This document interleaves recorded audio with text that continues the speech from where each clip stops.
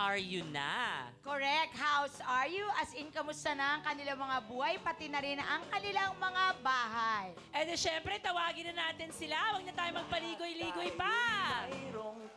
Ang independent woman ng Romblon, Commander Nene Tamayo. Ang kilabot ng Senado, Keanu Reeves. Ito naman ang sassy girl ng Naga, Beatrice Saw. Ang musikerong Daddy McCoy Pundales. Ang hip-hop dancing king, Mickey Purse. Ang sexy cover girl ng Davao, Cass Ponti. At ang true lover boy na si Will Devon. Sila po ang ating mga former housemates ng Pinoy Big Brother.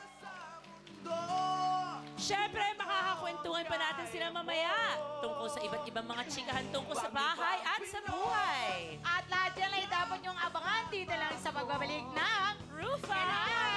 Malaki mo, Pinoy ako, Pinoy tayo. Ipakita mo. Kasi yung parang ako lang ata yung nanalo na walang kasamang Ano? sasakyan. Wala kang... Condo lang siya, tapos walang car. O, Day, at least may condo ka, di ba? Mas Oo. mahal naman ang condo kaysa sa car. Tsaka yung condo ko, malayo, sa Valenzuela. Bulacan? Kumuha lang naman ako dito sa may EDSA. Pero promote talaga yan sa JE Tower. Ano pa rin yun? Kulang pa rin ako doon. Kulang pa rin. Okay, so... Binabayaran ko pa rin siya In hanggang short, ngayon. ay, lahat ng projects mo, isali mo na si Kiana. Di ba? Idol mo, Oo. sabi mo. Oo, kinalimutan mo na ako yung wedding. O, sige. Naku, minsan isasalang kita sa clowns tsaka sa zirko, ha? O, lahat i-Englishin mo lahat yung tatagalugin ko, ha? Oo. Tapos, kamusta na love life mo? Dati bagets ang kasama mo dito. Siya pa rin ba? Oo, bagets pa rin siya. Sabi ko nga, huwag kang tumanda ha, kasi iba yung amoy pag matanda na. Ha? Iba bang amoy? Ano bang amoy pag matanda na? Alam ni Miss A yan eh. Alam mo, bakit? Ano ba Idol niya daw diferensya ng ako. amoy? Sabi ko, oo, dapat a-idolize nyo kasi syempre ako talaga, hindi ko naman talaga dine-deny na ang mga naging boyfriend ko mga mas bata kaysa sa akin. Bakit? Kasi, kaysa naman maging kabit ako, di ba? Okay na yung binata na bata, single, at least wala ang kasalanan, di Oh, ba? at least fresh ka. Oh, fresh ka pa. Bagets. Ang entrance. Ang haba ng lashes. Tama, Ruby. Uy, si Bea naman tanungin natin. Biglang iniba na tinuro na kita. Oo, kasi ikaw gumaganon ka na sa akin eh. Si Bea naman. Yes, magandang hapon po. Hello, umaga. Umaga. magandang Naku, umaga Neng, po. kaya mo pa ba? Live tayo ha, live, hindi tape. So ayan, Bea, nakabili ka raw ng bahay sa iyong kinita sa pagkapanalo ng PBB. Yes, siguro po isa yun sa mga bagay na nag-double up. Before ako pumasok sa bahay, ako yung humihingi sa parents ko pag may gusto akong tulungan. Kumbaga parang nagvo-volunteer. Pero ngayon, nag-broaden, nag-widen yung reach ko. Kumbaga, kung dati ako yung humihingi, ngayon ako yung nag-aabot.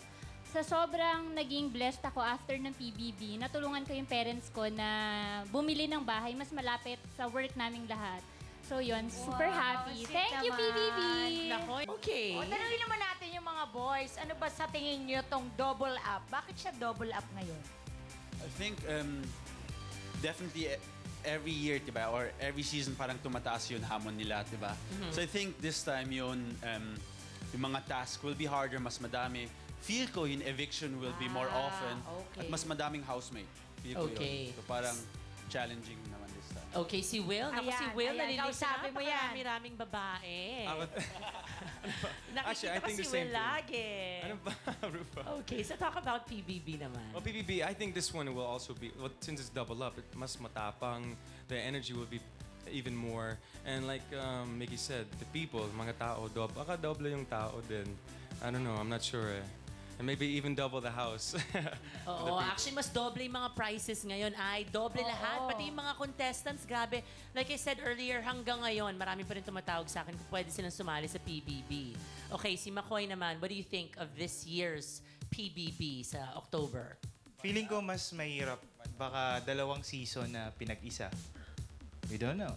Could be a celebrity edition together with a regular season or a teen edition. Nako, yan ang dapat natin abangan, Di ba? ay, di ba? Posible. Oo, at ito rin ang dapat niyong abangan. Siyempre, na-miss natin yung sayaw nila at yung trademark na pakanta-kanta nila sa bahay ni Kuya. So, sabayan natin sila. Ang mga dating PBB housemates, ngayon ay sasayaw at kakanta ng kanilang song. Okay, palakpakan natin sila! Invento. Nag-iimbento ako ng sinasabi. Kamusta ka naman?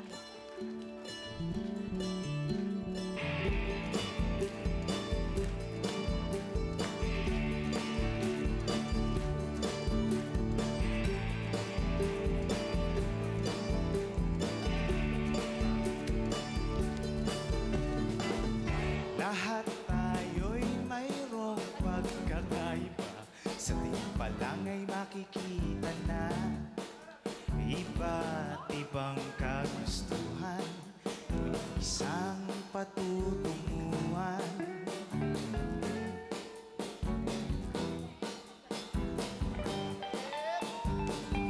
Gabay at pagmamahal ang hanap ko, pagbibigay ng halaga sa iyo.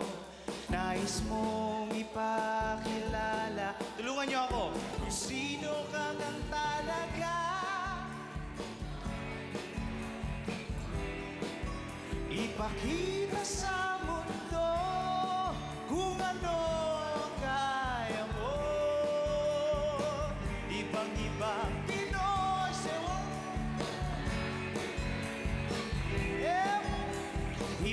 Ipagmalaki mo, Pinoy ako, Pinoy tayo.